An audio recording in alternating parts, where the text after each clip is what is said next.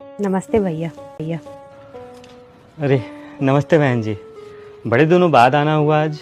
मुझे तो लगता है कि एक आध साल के बाद आज आप आ रही हैं मेरी दुकान पे। भैया वो एक्चुअली दिवाली है ना, तो मुझे कुछ सामान लेना था। कैसे बोलूँ, मतलब भैया मुझे आपसे कुछ हेल्प चाहिए थी। अरे तो इसमें संकोच कैसा, आप आराम से बताइए ना, मैं आपकी कैसे मदद कर सकता हूँ। मदद करने में तो मुझे और भी खुशी ही होगी। आप मुझे थोड़ी परेशान भी लग रही हो। भैया पिछले 3 महीने से मेरे हस्बैंड की जॉब छूट गई है, उन्हें कहीं जॉब भी नहीं मिल रहा है, इसलिए घर में पैसे की बहुत दिक्कत चल रही है। घर का सारा राशन का सामान भी ख़त्म हो गया है, इसलिए मैं बड़ी उम्मीद से आपसे मदद मांगने आई हूँ। क्या आप मुझे उधार देंगे? बस इतनी छोटी सी बात। अरे भाई, आप हमारी पड़ोसी हैं, कहीं भागी थोड़ी जा रही हैं। आपको जो भी सामान अभी चाहिए ना, आप आराम से हमारी दुकान से ले लीजिए। और रही बात पेमेंट की, तो जब आपके हस्बैंड की जॉब लग जाएगी आप मुझे आराम से पेमेंट कर दीजिएगा, मुझे कोई दिक्कत नहीं है।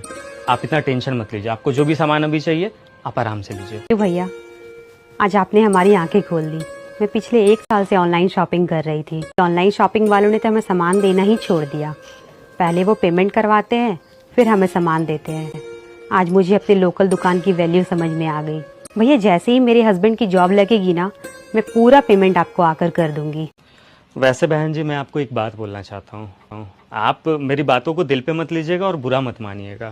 नहीं भैया, मैं आपकी बातों का बुरा कैसे मान सकती हूँ। आपने तो इतने परेशानी में भी बिना कुछ सोचे समझे मेरी इतनी मदद करी है। बताइए ना, क्या बात है? कोई लोकल दुकान वाला आपकी जितनी मदद करता है ना, उसका 1% भी, 1% के आधा % भी ये ऑनलाइन शॉपिंग वाले और बड़े बड़े मॉल वाले नहीं कर सकते हैं। दुकानदार और ग्राहक का रिश्ता भूल करके हम किसी सगे संबंधी की तरह साथ होते हैं।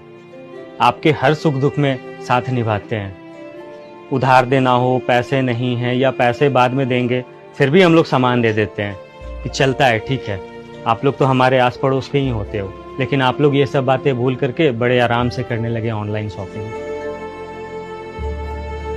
बहन जी, हम तो आपके पड़ोसी दुकानदार हैं और आप लोगों के शॉपिंग की वजह से ही हमारा रोजी रोटी चलता है। हमारे बच्चों का जो पेट भरता है ना, वो आप सबके खरीदारी की वजह से ही भरता है।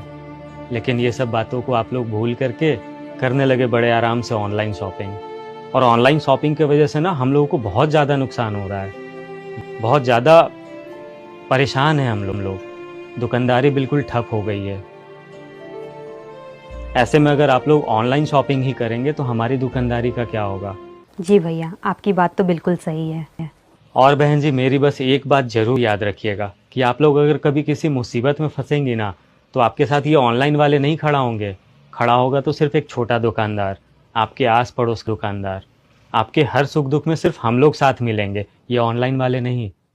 इसलिए आप लोगों को इस बात को समझना चाहिए कि इस ऑनलाइन वाले ज़माने में एक लोकल दुकानदार कितनी परेशानी झेल रहा है। जी भैया, आपकी हर एक बात बिल्कुल सही है। हम लोग बस अपना देखकर करने लगे ऑनलाइन शॉपिंग। बहन जी, आज मैं आपके माध्यम से सभी ऑनलाइन शॉपिंग करने वालों को एक बात बता दूं कि ये ऑनलाइन वाले ना आपके कभी हो ही नहीं सकते। अगर कोई आपके साथ खड़ा मिलेगा तो वो हम जैसे आपका लोकल दुकानदार, आपके आस पड़ोस का दुकानदार आपकी जितनी सहायता कर पाएगा, जितनी मदद कर पाएगा ना, उतना कभी कोई नहीं। इसलिए आप सब भी हमारी ज़्यादा से ज़्यादा मदद कीजिए। आपके ख़रीदारी से ही हमारा घर परिवार चलता है, हमारे बच्चे पलते हैं, तरह तरह के खर्चे निकलते हैं।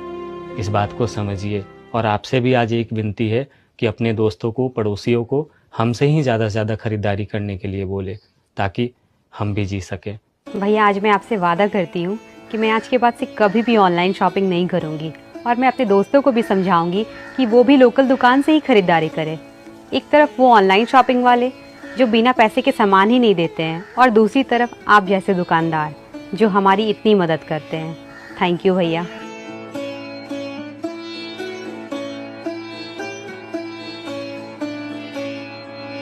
ऑनलाइन खरीदारी से आपको सामान तो मिल सकता है, लेकिन वो प्यार, साथ और मदद कभी नहीं जो एक लोकल दुकानदार आपको करता है।